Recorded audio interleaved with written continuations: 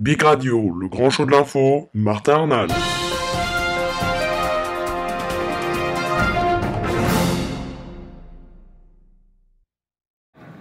Bonjour à tous et bienvenue, merci d'être avec nous sur bigradio.fr. C'est parti pour le grand show de l'info, l'édition du dimanche 21 avril 2013. Et aujourd'hui, nous reparlons de Boston. Plus qu'à Boston, les enquêteurs scrutent le parcours des frères Tsarnaev. L'enquête sur l'attentat de Boston s'oriente donc désormais sur le parcours des deux suspects, les frères Tsarnaev, les policiers espérant interroger rapidement le cadet Dzhokhar, hospitalisé dès sa capture après avoir été grièvement blessé et soupçonné par les enquêteurs d'avoir tenté de se suicider. Le jeune homme de 19 ans, arrêté après 24 heures de traque à Watertown, une banlieue de Boston, est à l'hôpital de Beth Israel sous surveillance policière, là où de nombreuses victimes parmi les 180 blessés de l'attentat sont également hospitalisées. Alors, premièrement, il faut savoir que nous sommes donc dans l'attente de pouvoir interroger Dzhokhar Tsarnaev, puisque des procureurs fédéraux sont arrivés samedi matin à l'hôpital et travaillaient donc à l'élaboration des chefs d'inculpation et sur les peines encourues. Des enquêteurs cités par CBS ont indiqué que Tsarnaev était grièvement blessé en deux endroits et avait perdu beaucoup de sang. Selon la chaîne de télévision, les enquêteurs ont émis l'hypothèse qu'une blessure à l'arrière de son cou pourrait être la marque d'une tentative de suicide.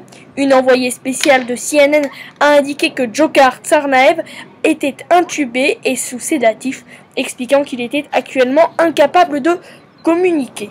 Pour tirer le maximum d'informations, le FBI pourrait invoquer l'exception de sécurité publique pour l'interroger, selon plusieurs médias américains. Cette mesure signifie que Dzhokhar Tsarnaev ne bénéficierait pas des droits dits Miranda, qui prévoit qu'il peut garder le silence et on est informé qu'il peut être assassiné d'un avocat pendant les interrogatoires.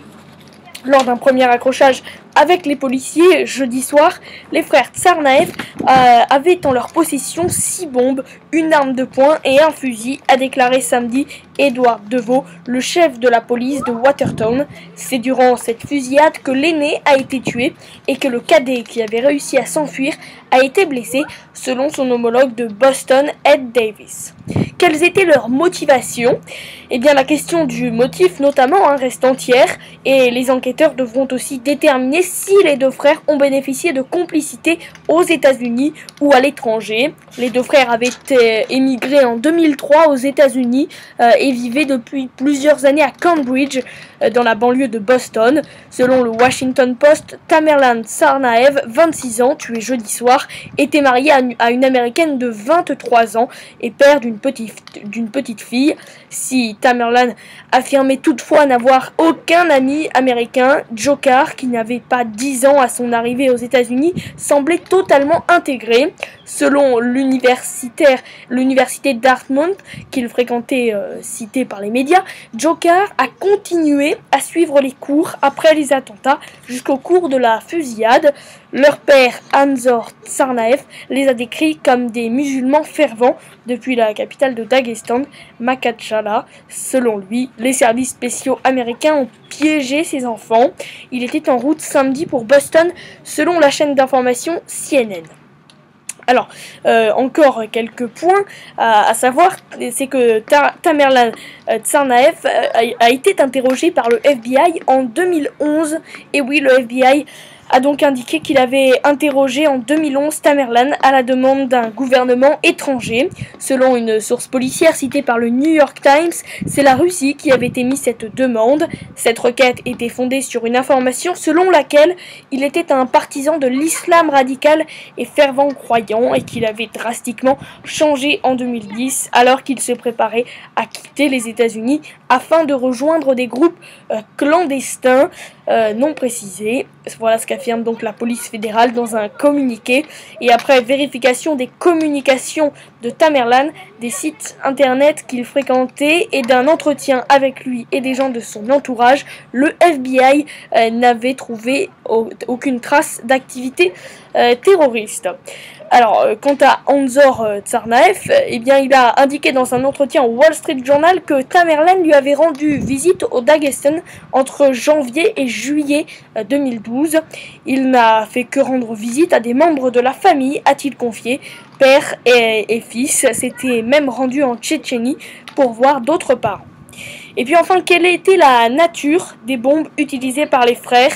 Eh bien, les enquêteurs cherchent par ailleurs à en savoir plus sur le mode opératoire des frères Tsarnaev qui ont utilisé donc 2 bombes rudimentaires, des cocottes minutes chargées de clous et de billes.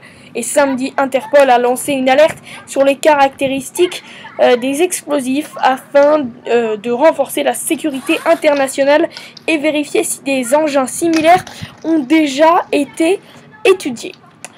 Alors, pour terminer cette chronique, et désormais comme tous les dimanches soirs, nous allons faire le point de la semaine prochaine qui nous attend, la semaine du lundi 22 au dimanche 28 avril 2013, à commencer par le lundi 22 avril, et c'est premièrement l'intervention de la France au Mali, qui est en débat à l'Assemblée nationale dès demain. Selon la Constitution, la poursuite de l'opération doit être soumise à un vote au bout de 4 mois. Depuis le 11 janvier, 4000 soldats ont été déployés. On passe à l'essentiel de ce qui va arriver pour le mardi 23 avril. Avec premièrement la 37e édition du Printemps du Bourges qui se tiendra jusqu'à dimanche. Et puis la demi-finale allée de la Champions League qui se jouera entre clubs allemands et espagnols. Le choc Bayern de Munich-Barcelone a lieu ce mardi. Et Borussia Dortmund face au Real de Madrid, ce sera ce mercredi 24 avril. Mercredi 24 avril, justement, ce sera le projet de loi sur la moralisation de la politique qui sera présenté en Conseil des ministres. Après l'affaire Cahuzac, François Hollande a donc promis d'intensifier la lutte contre la fraude fiscale. Jeudi 25 avril, le rappeur Orselon passe devant le tribunal correctionnel pour le procès qui l'oppose à plusieurs associations féministes. Il est poursuivi pour injure et provocation à la haine pour les paroles de ses 8 chansons.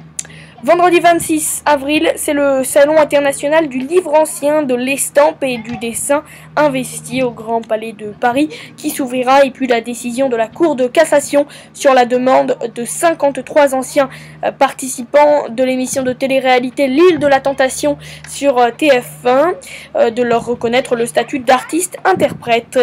Samedi 27 avril, demi-finale de la Coupe d'Europe de rugby qui opposeront le Clermont aux Irlandais du Munster, et dimanche les Anglais de Saracens face à Toulon.